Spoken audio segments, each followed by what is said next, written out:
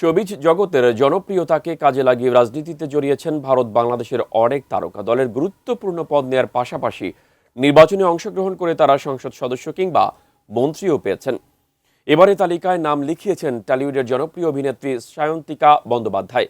আসন্ন পশ্চিমবঙ্গ বিধানসভা নির্বাচনে তৃণমূল কংগ্রেসের প্রার্থী হচ্ছেন তিনি।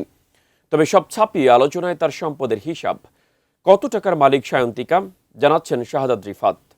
এই রাজ্যের প্রধান বলেছেন আমরা 500 টাকা দিয়ে লোক এনেছি।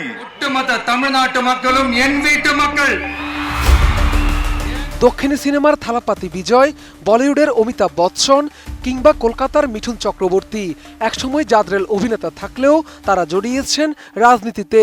তাদের অনেকে আবার হয়েছেন সংসদ সদস্য ও মন্ত্রীও। এ তালিকায় রয়েছে একঝাঁক নারী তারকার নামও।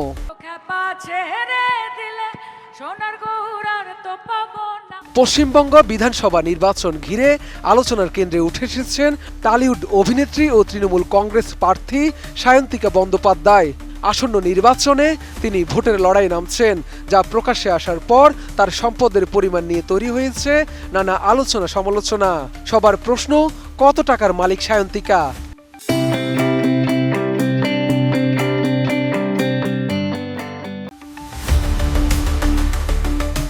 বাঁকুড়া কেন্দ্র থেকে প্রার্থী হওয়ার জন্য জমা দেয়া হলফনামায় উঠে এসেছে তার আর্থিক অবস্থার চিত্র। নির্বাচনী হলফনামা অনুযায়ী সায়ন্তিকার হাতে নগদ রয়েছে প্রায় 43,000 রুপির কিছু বেশি। যদিও তার নামে রয়েছে 8টি ব্যাংক অ্যাকাউন্ট, তবে অধিকাংশ ক্ষেত্রেই জমার পরিমাণ অত্যন্ত কম।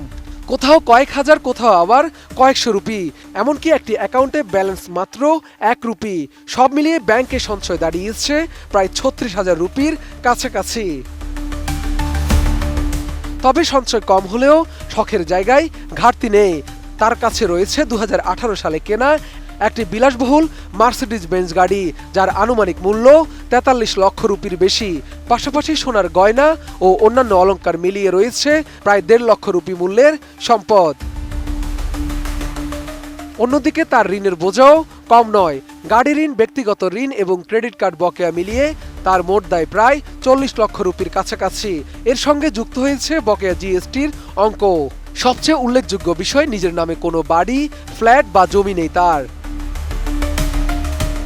এদিকে আয় হিসাবে হলফনামায় সায়ন্তিকা জানিয়েছেন 2020-21 অর্থবর্ষে তার মোট উপার্জন ছিল প্রায় 11 লক্ষ রুপির কিছু বেশি। যদিও তার জমা দেয়া এই হিসাব বিশ্বাস করছেন না অনেকে। একটি পক্ষ বলছে নির্বাচনী হলফনামায় কেউই সঠিক তথ্য দেয় না।